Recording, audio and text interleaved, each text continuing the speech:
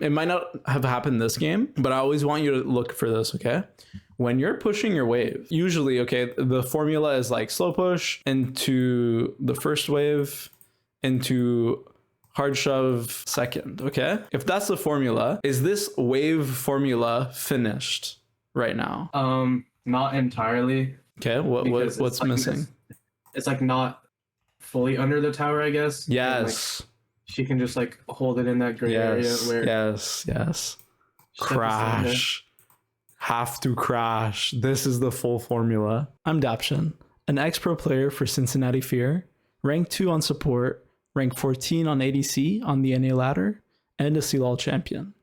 After years of competing at the top of North America, I've helped a ton of students finally hit their dream ranks by showing them what actually wins games. If you're serious about climbing this season, book a session and I'll help you see the game the way a challenger does. Stop guessing, start improving.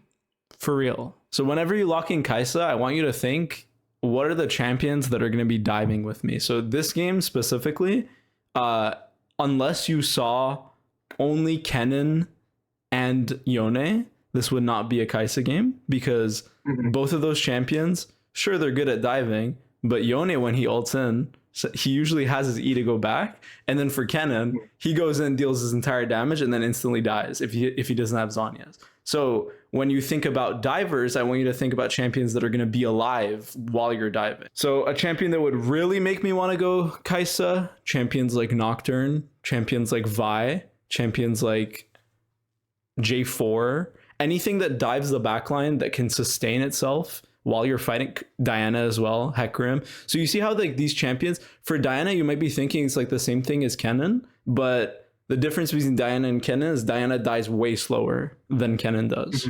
So even though you do have dive champions, the thing that's alarming to me is this. Graves is not a dive champ at all. Yeah. And so if you were blinding Kai'Sa here and you didn't know that you had either a Rel or Yone, you should lock in like Yunara or something. Okay, that sounds good. I was actually about to ask that. So like, if I don't see hovers on my team, and like maybe I shouldn't just blind Kai'Sa, because like they could just like blind people that, or like they could just like pick people that sit behind me, and like I'm kind of just cooked. Yup. The worst thing ever to get, by the way, is you lock in Kai'Sa, your support is hovering like an engaged champion, your jungler's hovering a dive champ, and then they switch to like Bard, like, I don't know, Bard, like fucking, I don't know, Zac or some shit. Zac is okay, but it's mostly like if the support switches from something that's engaged to like Tom Kench, oh, Jesus Christ, just FF the game. Or Braum as well. It's bad. You can decide between going Zeri, Yunara, and Jinx, but I think the most blindable one right now is Yunara, because she's just so incredibly OP. Jinx is just immobile. She's also a good hyper carry, but I think Zeri is the most vulnerable one out of all of those three. I would not really recommend blinding her. When do you like to play Zeri? I like to play Zeri if I think it's like a very like matchup thing, like matchup specific thing. Like let's say like I don't have to blind or something like that, and like they're picking something like I know the Jinx Zeri matchup is like usually Jinx favored, unless like you guys are like perma fighting like next to like really good walls. But I think the Zeri Jinx matchup is very comfortable for me. So I like picking Zeri into champions like Jinx, Jhin, Misfortune. I think it's just like a very like matchup dependent thing. Yeah, no, that's good. You just described basically outscaling all of those champions, because your champion is just like you said, like if the Jinx can't punish you, you're just gonna out damage her at like 2 or 3 items. So I like the logic. No, that's good. What is your idea of this matchup, bot lane? I just think I think in the strict 2v2 and even in like the 3v3, I don't think we win. You don't win long trades and short trades? Well, Janna, I think. Oh, I'm lagging. Sorry. Oh, fuck. Okay. Oh, is my voice lagging? No, it was me. I was lagging. Oh, okay. I'm back. I think. I don't know. I don't know how the long trades and short trades are supposed to go. Maybe I'm just not very familiar with the Mel matchup. Actually, just like mage matchups in general, I don't think I'm very comfortable on. So usually I play very, very scared, um, because usually it just feels like um, I don't know how to position myself to trade properly, and then Mm-hmm. I end up just getting poked out, and I just have to sit in their tower. Yeah, yeah, Um, that happens a lot. So but I'll make it easy on you, okay? mhm. I don't want you to struggle with this because it's not an easy way to like this, or it's not easy to like deduce how you're supposed to play this matchup because you're just gonna get outranged, and that's correct. But what's supposed to happen in this lane is no matter what, I need you to get priority, and no matter what, you cannot drop below half mana. And if you do that, I need you to base. Because if you end up in a lane where you have no mana and they're out pushing you, because remember, Mel can just TP back to lane if her conditions are bad, you are going to get jailed. And if you get jailed when you're supposed to be fighting early, your game is going to be hard. Okay. So, what I Mhm. mean by you're supposed to be fighting is your champion, any AD champion, always out damages mages early unless you just let them use their abilities on you and then run away. So, mages always have to choose between CS or poking, okay? So Yeah. if you walk up and you prevent them from getting CS by walking up when your minions are getting lower, they cannot poke you. They have to focus on CS. So Mhm. no matter what, I need you to get priority in the first at least 3 waves of the lane. And then maybe you could take a cheater base. It's not the best since you have a Lulu, but it would definitely save your lane. So Mhm. other than that, your 3-3 is not winning if one of you guys get one shot. So if you're in lethal range of, let's say, one of you are at 50% HP, they're going to one shot one of you. So it's bad. But at full HP, you guys should win 3v3. And then beyond that, your Lulu has to E-start, by the way. If she doesn't E-start and she doesn't shield you every time the Mel Qs you, you're going to cry. So I'm Mhm. just letting you know right now, that's what's supposed to happen. If it doesn't happen, you might be forced to do something you don't want to do, which is try to push the wave and base immediately. Okay, so first things first, you guys warded the bush. Don't stand here in the wave when you guys have the middle bush ward. So Okay. the main reason you guys have this ward is that you guys can pressure before the wave can come or fight them like or sorry, get good positioning in case they are late to the wave. When I see this, it tells me, sorry, when I see this, it tells me that you don't really want to fight in this lane. Because, Mhm. right, looking at your positioning, you are spacing away from these bushes when in reality, you're stronger early, right? Any AD Mhm. champion is going to just out damage mages early. And so this is now you're hovering down. This is really good. But to begin with, you should have been able to auto the wave earlier. And now that Mel doesn't have her Q, what should you be doing? Uh, like autoing her with like my rockets, or even like Yes. just like getting close. Yes. Auto her with your rockets. You have to do that now. Because if you just let her Q and dodge it, okay, because your dodge was good. You are banking on the fact that you have better mechanics. And let me just say, your mechanics are going to fail you eventually because you have to CS. Okay. Yep. So don't let these opportunities pass you by because they're few and far between. So right here, I would just be walking straight at her and then rocketing, walking back, rocketing, walking back until the one of these minions is low, so you can CS them. Mhm. Yeah. And now, oh, maybe you alt tabbed or something. I'm not sure because you walked back a lot. And so this is what we need to prevent, okay? Because now they're gonna get level 2 first with this kind of Yeah. CSing. This is like your lane's over. If you let them get the first 3 waves, you're telling me you're playing to scale, but Mhm. that's not really a win con when Yeah, you're I get that. stronger, right? So Mhm. Right now you walk up, but you have to use up more HP. Right here, okay, as you're trading, really good. You decided to walk up. I like it. But right here, if you're going to walk up and trade, once the Lulu shield is down, just barrier and walk forward. And so you'll be able to get uptime on your barrier whilst this Mel has fucking TP and no barrier. So the earlier you use your barrier, the more you're using it like a pot, right? Like a rotating pot. Every 1 minute or 3 minutes, you just get a huge pot. That's going to be the advantage you have to use. Otherwise, she's going to get TP and she has like 5 pots worth of summoner spells. Okay. Okay. That's actually the first time I think I've ever heard that. But I do see in like pro play, they'll use supports will use like their heal like when trading early. I just didn't know it was like the same thing for AD carries as well. So heal is also extremely OP in the fact that not only does it give you extra HP, it's the move speed that makes it so OP for supports to just blow early.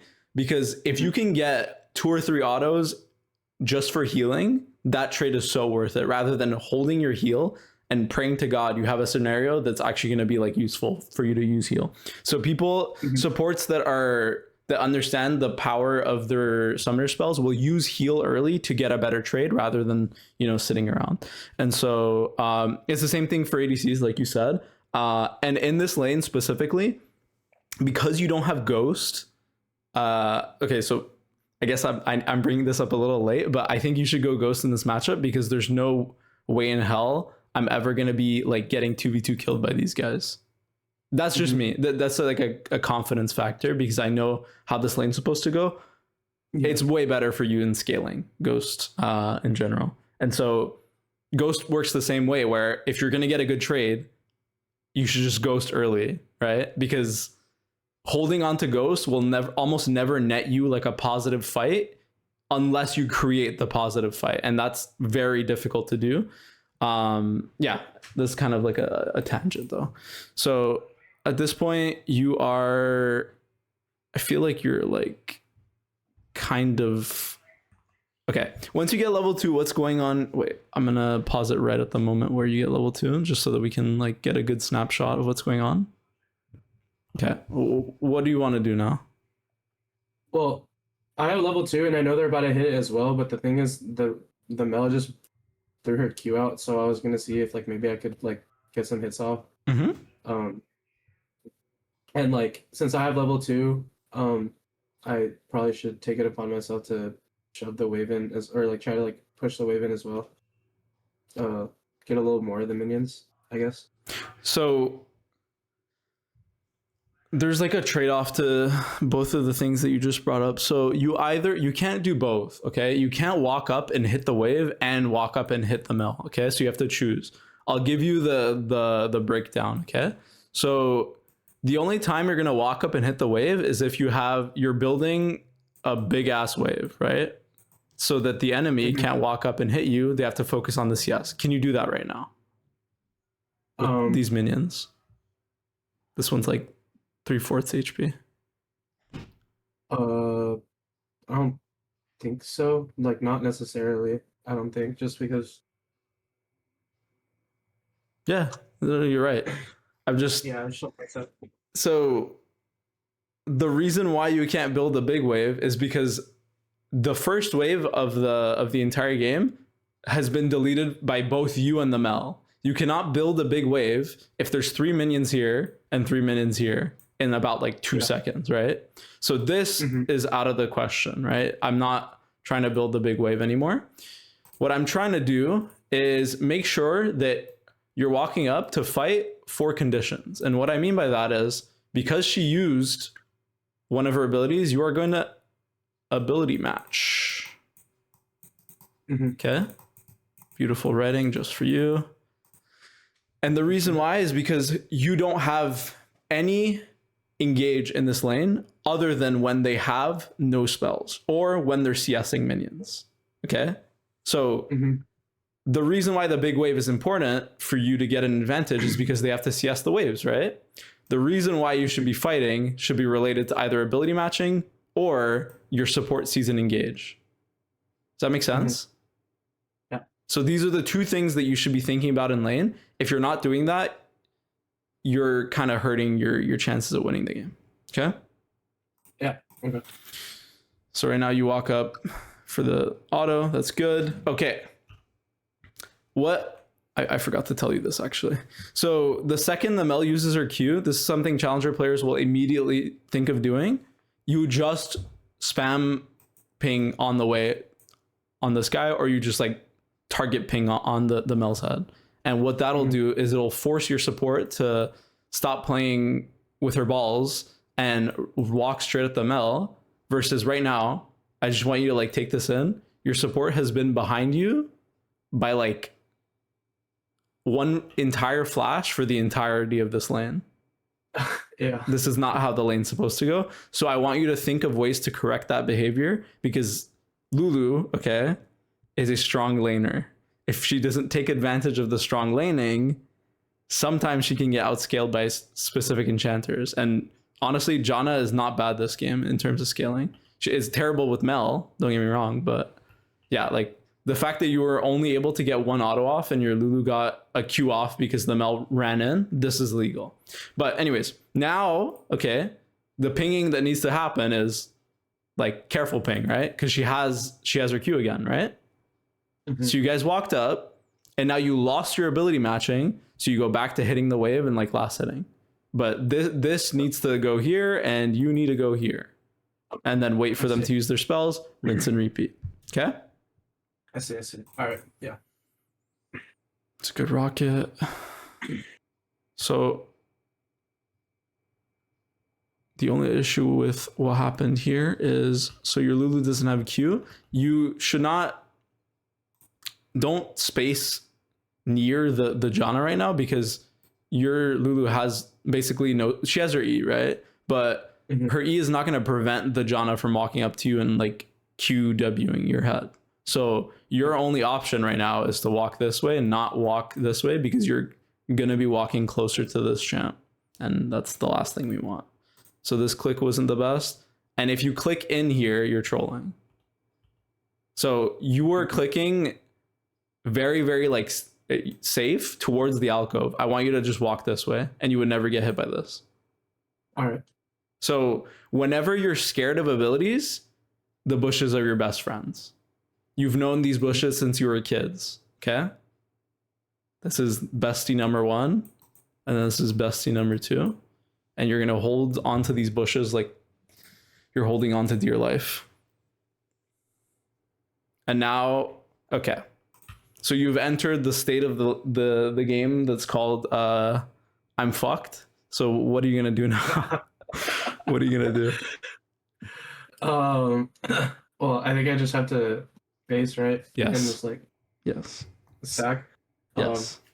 Is that what you did? I think I can tell you right now that shit did not happen. Okay, well, that's an issue, okay? Yeah. Because you will die. They don't have to play it well at all, by the way. Yeah. They really don't. You're going to be literally gasping for CS because you won't be able to walk up. And you kind of created this situation, by the way, because you're the one that's been fighting.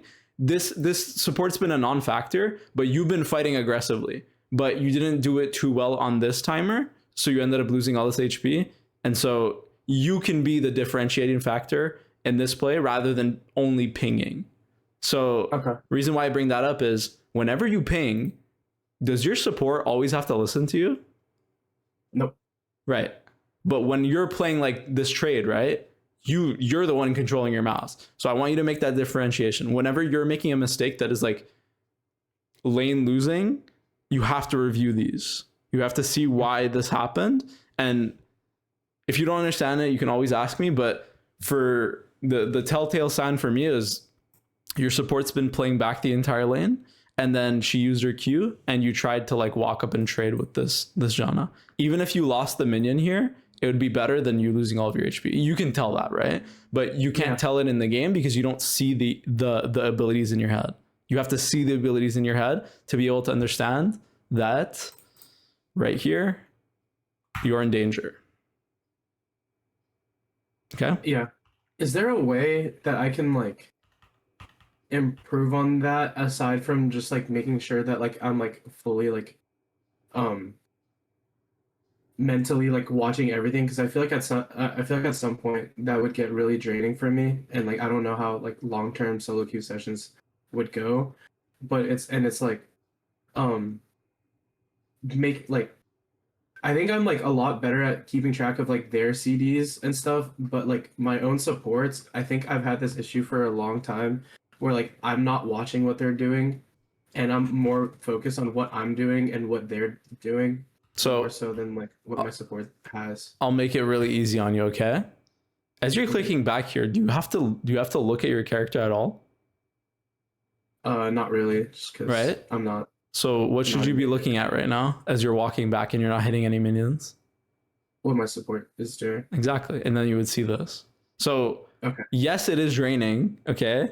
But what League of Legends game isn't draining? Also, losing a League of Legends game is even more draining, right? So you just have to pick your hard. You pick the hard that's like, I have to put all of this game and the responsibility in my hands, or I have to be hard stuck. Which one do you want? Which hard do you want? You're not hard stuck, but you get it, right? Yeah, I'd rather be the first one. Yeah. I mean, 100%. Also, it's like, okay, the reason why I bring up the hards is that right now it seems hard to you, but I guarantee you, if you worked on this for like even 3 days, the change would be tremendous and you won't even notice you doing this in the future. You're just going to do it automatically. So Yeah. don't be scared to make changes. Just be scared to just like stay stagnant and not know what to do. And then the next time you get in this situation, you make the same mistake. That needs to be more scary. Yeah. Okay. So don't. It's definitely not easy. Don't get me wrong at first, but yeah. So right here, this is like 100% I have to base. And the other thing that's making me want to base is not only this HP bar, she has TP. So if she pushes in this wave and TP's back with full HP, what are you going to do? Nothing. Lose is the answer. Yeah. Yeah, I just have to take it gracefully. And Yeah. I mean, this is also like the downside of playing ADCs. Like, whenever you're playing ADC in laning phase, if you let the enemy get good ability timers on your head, you're going to be miserable. And so whenever I see an ADC main play into a mage and they're like, oh, like this champion's OP, like blah, blah, blah, you have to realize every single ADC in the game will always outscale mages, right? Because you have higher DPS. These guys only have better burst. And guess when burst is better? In the mid game. And early to mid game, exactly. So they're the ones on the ticking time bomb, not you. So you have to think about that. And honestly, one of the biggest disadvantages mages have, especially in competitive, is that if the enemy knows how to fight, you cannot walk up for EXP.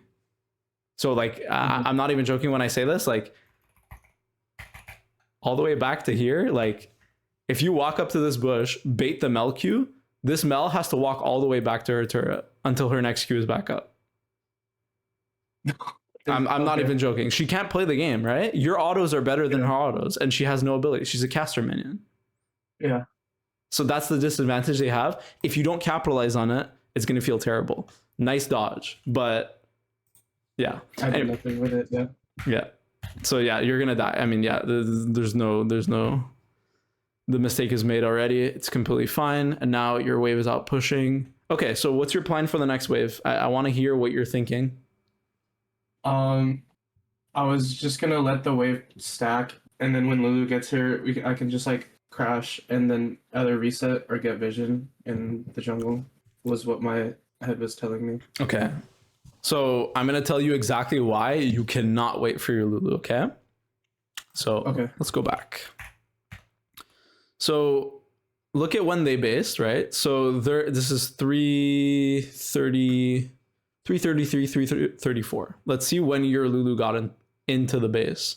348. 15 seconds of difference, okay? Yeah, Where's the enemy bot lane right now on this map? Tier 3, tier 2, tier 1? Probably tier 2. Yep, they're literally there. Okay. So Yep. not only can you not wait for this Lulu, you're in danger on this wave. So okay, what is telling me right now that I'm like terrified for you, like waiting for your Lulu, is if you don't hard shove this wave once this wave. Okay, so what needs to happen is this wave is going to meet this wave, and then you need to hard shove it the second they meet. Otherwise, your wave is going to be stuck here for 30 seconds and you can't walk up, and you're going to have to farm with W. Okay. So does that kind of make sense? Can you visualize that in game? Yeah, whenever you put the time differential of their base and Lulu's base, I think that instantly put the picture in my head Exactly. of what is like gonna happen. Also, I'm just gonna tell you right now, Justin, you did something really good that a lot of players don't do. You gathered information really well. Okay. So the reason why I bring that up is you saw exactly when they're bot lane based. Do you know how many people would just be looking at their fucking character moving to lane right now? Oh yeah, no, I can't do that. Yeah, it's just for some people it's like unnatural to be looking at your character because it's so like for me right now, if I was to be looking at my character while I was walking to lane, it would feel unnatural. Versus for other people that don't think about information gathering, looking at other stuff is unnatural. So you just got to get used to it. So I'm glad you did this. And so you got the information. That was really good. And then you need to convert it into an actionable plan, right? So it goes from info to what you can actually do in the future. So right now, if I see that my Lulu hasn't based, you need to be planning which wave you need to be hard shoving. Otherwise, you're going to get frozen on and you're going to be miserable. So it all starts from here. You did the right first step. You just have to do the second step well. Okay. That sounds good. Yeah. So yeah, I mean, your camera was perfectly on both of their bot lane basing and your support basing. Maybe you weren't really looking too much at your Lulu, but I'm glad you are getting... Okay, so their Janna shouldn't be... Okay, so something crazy happened. You just got bailed out, okay? Why did I just say you got bailed out? Because Janna's like roaming through the jungle. Yeah. But if she was there, then I would probably be in a way worse position. Yep. You should be in a 1v2 situation in about 5 seconds. She's showing on the map. So what's your lane matchup now? It went from 1v2 to 1v1, right? Yeah. So as you're hitting your wave, I always want you to be like looking out for any type of information. If their jungler shows here, amazing. If their support shows here, amazing. If their mid laner shows here, amazing. And the different champion or like the different roles that show up will give you different information. But I just want you to know in this specific situation, you are now golden to hard shove this next wave. So let's see what you do. Okay. So you kind of do it. Kind of. Wait, let me see. Did you hit the wave at all? No, you don't. Yeah, the wave was too close to turret. Okay, well, regardless, you just need to start rocketing this wave instantly. Okay. I see. Yeah. Because you're on a timer. The melt isn't. So yeah, she's just going to hit you in the head. And mind you, you have no pots. So any trade she takes here is good. Okay. So what's your plan now? I was just gonna connect with the Lulu. I don't really think I had a base or anything except for maybe boots or a refill. So I was kind of just like, maybe I shouldn't. I was just gonna try to get vision with the Lulu, I guess. Okay, so that's really good. But there's one step before that. It might not have happened this game, but I always want you to look for this, okay? When you're pushing your wave, usually, okay, the formula is like slow push into the first wave, into hard shove second, okay? If that's the formula, is this wave formula finished right now? Not entirely. Okay, what's like, missing? It's like not fully under the tower, I guess. Yes. she can just like hold it in that gray area where yes. Crash. Have to crash. This is the full formula. Because if you don't crash it, remember what I said, right? So like if they played well, they could have just the Janna and the Mel could have just walked straight to lane and then frozen your wave. Right now you got bailed out, right? Because you're 1v1 instead of being 1v2. If you don't crash this wave, you're giving them the same result they were supposed to have before they made the mistake. Mm-hmm. Okay? Yeah. So I'll write that in your notes real quick. Just so that you can think about it next time.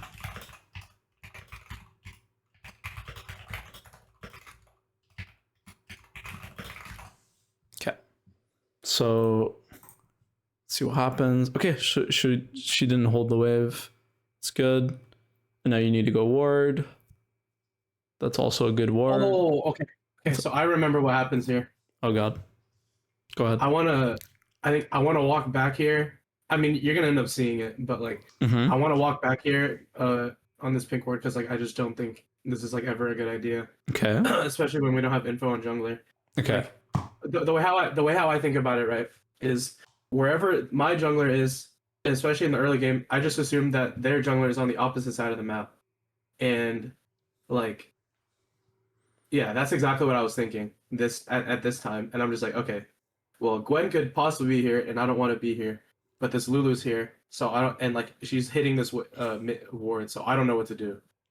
Okay. And I think I'm pretty sure I end up dying for it. Okay. We're gonna be able to prevent this the next time, but there's two really important things in what you just said. Okay. Honestly, there's like three. I'll just say three, just so that we're very clear on this. Okay. So first thing you said is jungles are opposite side. You assume that they're usually opposite side because your jungler is going to his top camps, Gwen is going to her bot camps, okay? So you assumed that their jungler is going to be bot. So this assumption is not always the best, but you have to make this assumption when you don't have information, okay? When your information gathering hasn't reached a level of jungle tracking, you do have to do some assumptions, okay? So the second part of what you said is, like I said, information gathering, okay? What information can you have right now that will tell you that the Gwen is now bot side? Because there was two, but I'll give you the easiest one. Well, just like literally a couple of seconds ago, the Graves invaded bot side, and like the camps were respawning. I'm pretty sure. I'm pretty sure he invaded to the Raptors, right? Mm-hmm. So I'm assuming that means that the camps respawned already at that point. Okay, so let's go back. Just want to 100% be sure. Perfect. Okay. Not only did that happen, whilst the invade was happening, did you notice a little something on the map? Oh, yeah. Okay. Yeah, so that happened. Yeah. And at that point, you can just assume that 30 seconds later, she's probably not going to still be there unless like the top camps are there, and she probably just reset and it's like probably down there. Exactly. So that was the first level, like assuming, right? The second level is having information gathering when you're like, let's say, coming to lane. If you ever see the jungler, you always have to be noting that. And there's a little trick that I have that will maybe help you with it. It's a drill that I had to implement as an ADC player. So basically, you go into a custom, you can invite a friend, but you can also just put in a bot. And then every single time you're CSing on the wave, it's just you and a jungle bot. You just need to know when the enemy jungler shows up as you're hitting the wave. That's it. You do that for like 5 minutes. It shows up one time, you get it, perfect. And then the next day, you do the same thing, perfect. And then slowly, you're going to start seeing this little red fucking portrait on your screen, regardless of what portrait it is. So it could be fucking Hecarim, right? And you'll see the little red outline. And so then immediately you'll have this information, okay? So yeah, you did the first step which is you gather the information. Oh, well, you assumed, right, in game, which is not the best. But then now we can use information gathering to now make an actionable step, right? So what's the actionable step now in VOD review that you can do to prevent you from dying here? What'd you say? I get just pinging, I guess pinging and like just like walking back after or can it be earlier than that? Like maybe like don't even try to ward there and maybe ward pixel instead. Okay. So you said a couple of interesting things. So first of all, if you weren't thinking about it, when the Janna came back from base, were you looking for a pink ward in her while you were pressing tab? Did you press tab? No, I probably didn't actually. I think I was trying to work on that wave. Yes. I think I got so like held up on it that yes. I didn't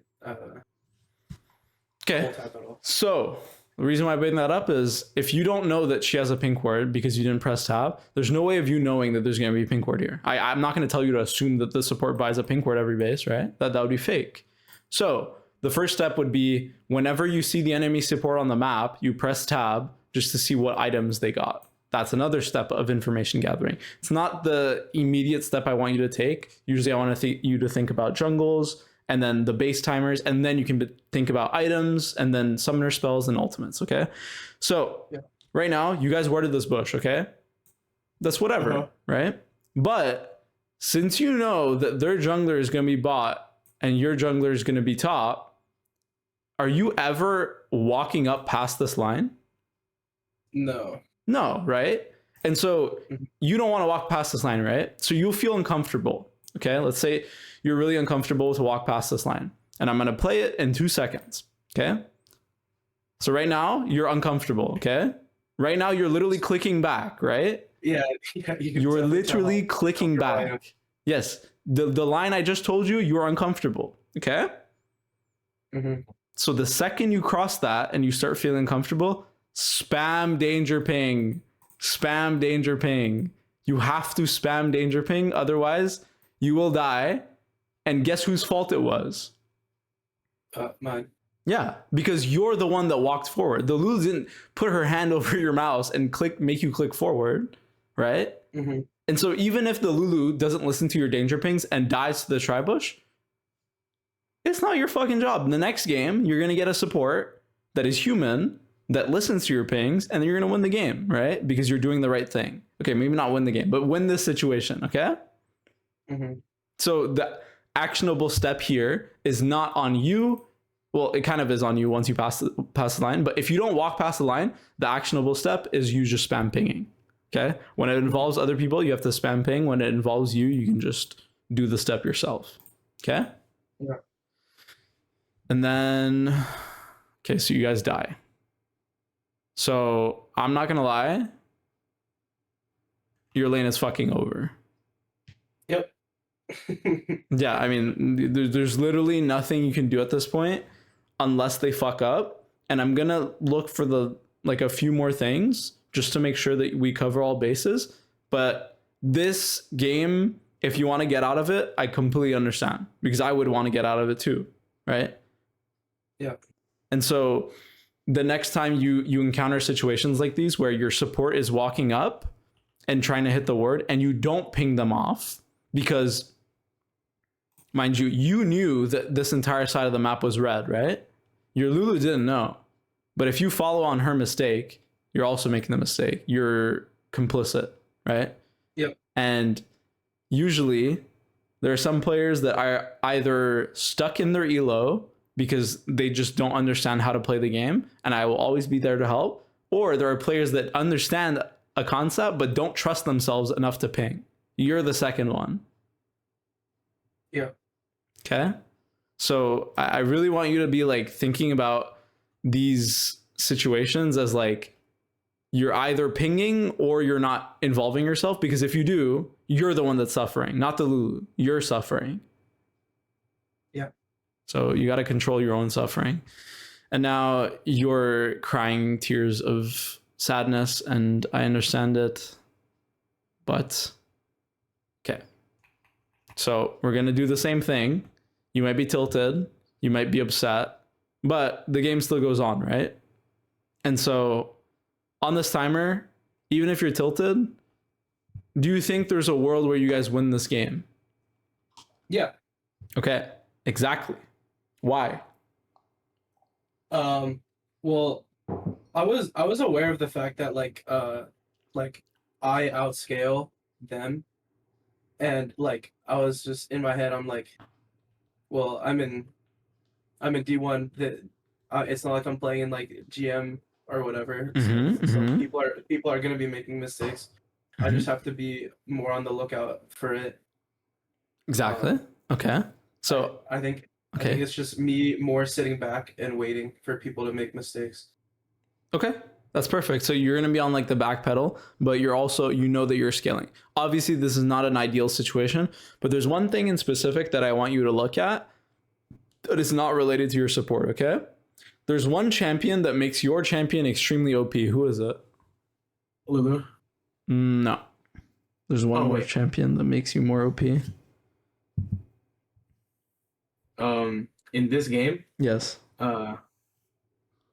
It's a very tricky question, but I need you to think about this when you're playing specific champions. So I'll just give you the answer. Is it like a Kali? Yes, it's a Kali. Why is it a Kali? Because it's a free reset? Exactly. Your win condition as a hyperscaler depends on how much you can use your steroid. Your steroid is your Q and your passive. If you have anybody that enables that, you're going to just be able to run down the enemy, and they have no tanks. So from a draft perspective, this game should always be won unless they are like 10-0, which right now they are not 10-0. And like you said, anywhere below, like even Challenger, by the way, this game could be winnable, but it's like much less of a chance. Let's say this happens in Silver. The chances of you winning are still 90% if you do everything right. Oh yeah, 100,000%. Exactly. If I'm playing on like a hand leveled alternate account, and like I'm like traversing through Silver, if I'm O2, I'm not scared. Exactly. But in this elo, I'm like, even like now, I'm kind of just like, I mean, it sucks, but and I think it's just the way how I died. The first death was definitely on me, and like my clicks were like not good, but the second death, I also feel like wasn't 100% on me, but I definitely could have prevented it. So but I guess I didn't really think of the draft diff completely. I think I was just happy with the Mundo and the Lulu on my team. Yeah, I mean, trust me, like, don't get me wrong, those are good. Like, in a long fight, those champions are going to be extremely, like, beneficial. Like, the Lulu can prevent them from getting a kill on your Mundo or enhance your damage, but the most important thing for you this game, in terms of scaling, isn't having a tank in front of you, it's being able to get resets. And Akali is what enables that. So, if you have champions that, like, execute as a Jinx, you're always happy. And so I want you to be looking out for that, because right now, like, yes, obviously the game is looking bleak, but there's always a way to play it out. And then the last thing I want you to be thinking about now is, nope, you're not going to be all tabbing. No. You're going to be thinking, when is the enemy going to be basing? So remember what you did on the first timer you died? You looked at their base timers. Right now you can do the same thing. It's not exact, but if you pan your camera and you gather the information that, let's say Jana left vision right now, okay? In 8 seconds, so 5:15, the Jana will be based. Yep. And then the Mel will be based around 5:19. So you can estimate, okay, what wave you'll be able to push. And so right now, if I tell you what wave are you supposed to push here, what wave would you want to be pushing? What is the answer? I think it literally has to be this one. Yes, right? Yes. Because their bot lane right now is right about here. Their Mel is there. Their Janna could be here as well. Okay. Yeah, their Janna will probably, or their Mel will probably be there at like 5:45, I think. Maybe. If they base at like 5:15, then I usually it's like a 30-second thing, right? That's what you can assume. Yeah, it's like 25 to. So when you get boots, it's like lower, and obviously Janna has move speed, but the second you die, just add like 25 onto it. Okay, 25 to 28 seconds is something around that. Okay, so it's not always going to be exact, but having a general idea is better than having no idea at all. Okay. Yeah, for sure. So, death, routine.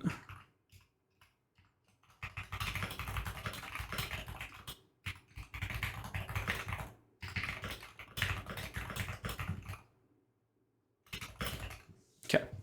So I think the two biggest things just for this laning phase has literally just been, I mean, there's 3: ability matching, and then when you die, looking at the tempo of the enemy. And then the last one is the wave formula that I told you, which is pushing the wave, slow pushing the wave first. And then the second wave is a hard push, and then making sure you're crashing.